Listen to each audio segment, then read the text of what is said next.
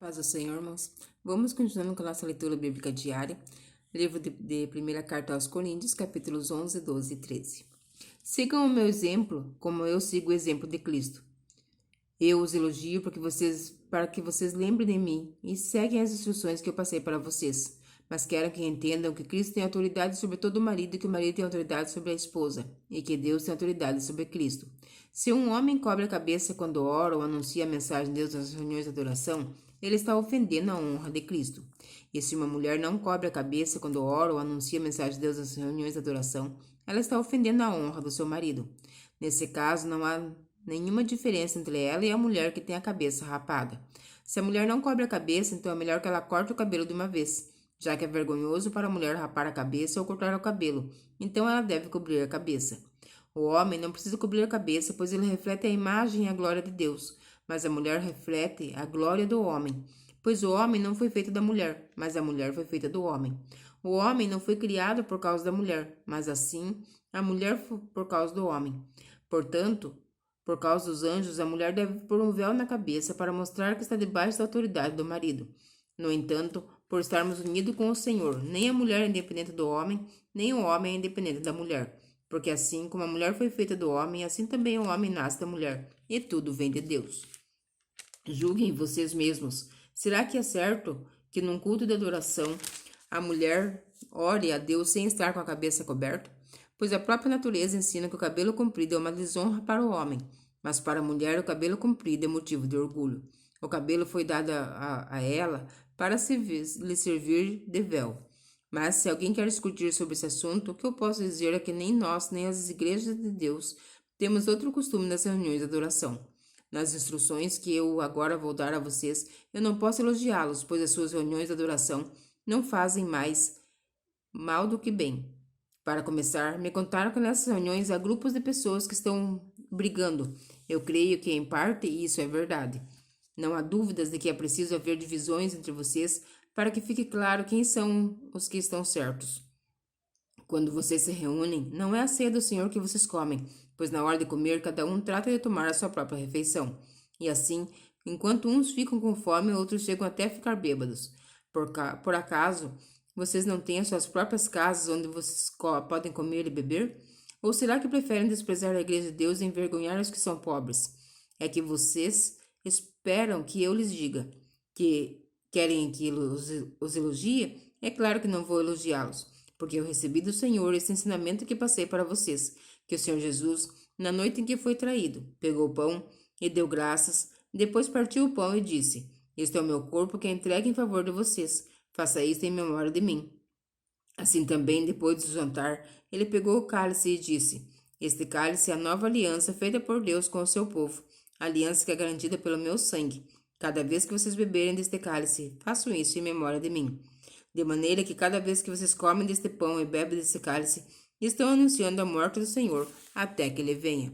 Por isso, aquele que comer do pão do Senhor ou beber do seu cálice de modo que ofenda a honra do Senhor, estará pecando contra o corpo e o sangue do Senhor. Portanto, que cada um examine a sua consciência e então coma do pão e beba do cálice. Pois a pessoa que comer do pão ou beber do cálice sem reconhecer que se trata do corpo do Senhor, estará sendo julgado ao comer e beber para o seu próprio castigo. É por isso que muitos de vocês estão doentes e fracos, e alguns já morreram. Se examinássemos primeiro a nossa consciência, nós não seríamos julgados pelo Senhor, mas somos julgados e castigados pelo Senhor para não sermos condenados junto com o mundo. Portanto, meus irmãos, quando vocês se reunirem para a ceia do Senhor, esperem uns pelos outros.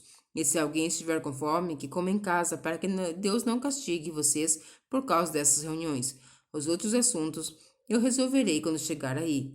Capítulo 12. Meus irmãos, quero que vocês saibam a verdade a respeito dos dons que o Espírito Santo dá. Vocês sabem que quando ainda eram pagãos, vocês eram desviados de várias maneiras para a adoração dos ídolos, os quais não têm vida.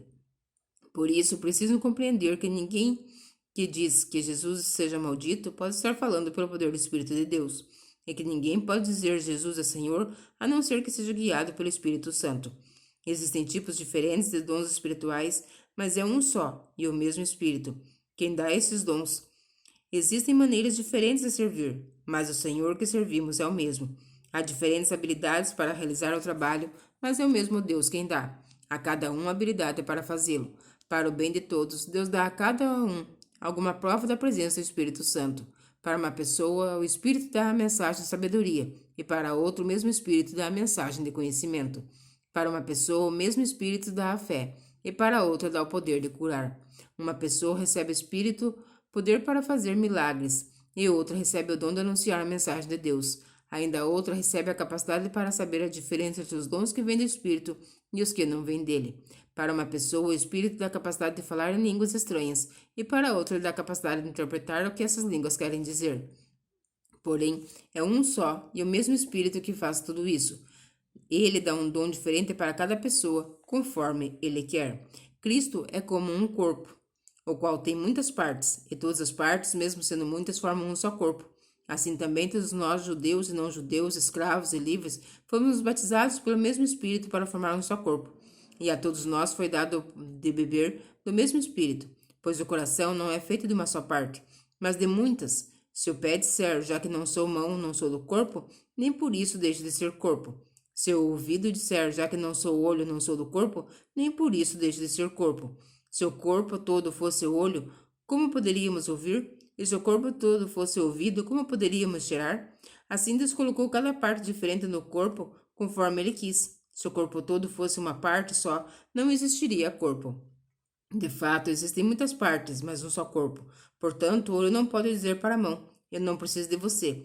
E a cabeça não pode dizer para os pés, não preciso de vocês. O fato é que as partes do corpo que parecem ser as mais fracas são as mais necessárias, e aquelas que achamos menos honrosas são as que trabalham com mais honra. E as partes que parecem ser feias recebem cuidado especial, que as outras mais bonitas não precisam. Foi assim que Deus fez o corpo, dando mais honra às partes menos honrosas. Desse modo, não existe divisão no corpo, mas todas as suas partes têm os mesmos interesses umas pelas outras. Se uma parte do corpo sofre, todas as outras sofrem com ela. Se uma é elogiada, todas as outras se alegram com ela. Pois bem, vocês são o corpo de Cristo, e cada um é uma parte desse corpo. Na igreja, Deus pôs tudo no lugar. Certo, em primeiro lugar os apóstolos, em segundo os profetas, em terceiro os mestres.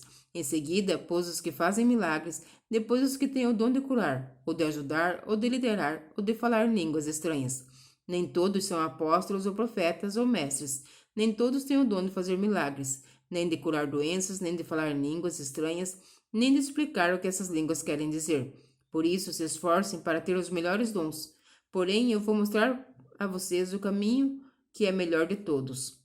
Capítulo 13. Eu poderia falar todas as línguas que são faladas na terra e até no céu, mas se não tivesse amor, as minhas palavras seriam como o som de um gongo ou como o barulho de um sino. Poderia ter o dom de anunciar a mensagem de Deus, ter todo o conhecimento, entender todos os segredos e ter tanta fé que até poderia tirar as montanhas do seu lugar. Mas se não tivesse amor, eu não seria nada. Poderia dar tudo o que tenho e até mesmo entregar o meu corpo para ser queimado, mas se eu não tivesse amor, isso não me adiantaria nada. Quem ama é paciente e bondoso. Quem ama não é ciumento, nem orgulhoso, nem vaidoso. Quem ama não é grosseiro, nem egoísta, não fica irritado, nem guarda mágoas. Quem ama não fica alegre quando alguém faz alguma coisa errada, mas se alegra quando alguém faz o que é certo. Quem ama nunca desiste, porém suporta tudo com fé, esperança e paciência. O amor é eterno. Existem mensagens espirituais, porém elas durarão pouco. Existe o dom de falar em línguas, mas acabará logo. Existe conhecimento, mas também terminará, pois os nossos dons de conhecimento e as nossas mensagens espirituais são imperfeitos. Mas quando vier o que é perfeito, então o que é imperfeito desaparecerá. Quando eu era criança, falava como criança, sentia como criança e pensava como criança. Agora sou adulto, parei de agir como criança. O que agora vemos é como uma imagem imperfeita num espelho embaçado, mas depois veremos face a face. Agora o meu conhecimento é imperfeito, mas depois conhecerei perfeitamente, assim como sou conhecido por Deus. Portanto, agora existem essas três coisas: a fé, a esperança e o amor. Porém, a maior delas é o amor. Amém. Que o Senhor Jesus continue nos abençoando e que você fique na santa paz do Senhor Jesus Cristo.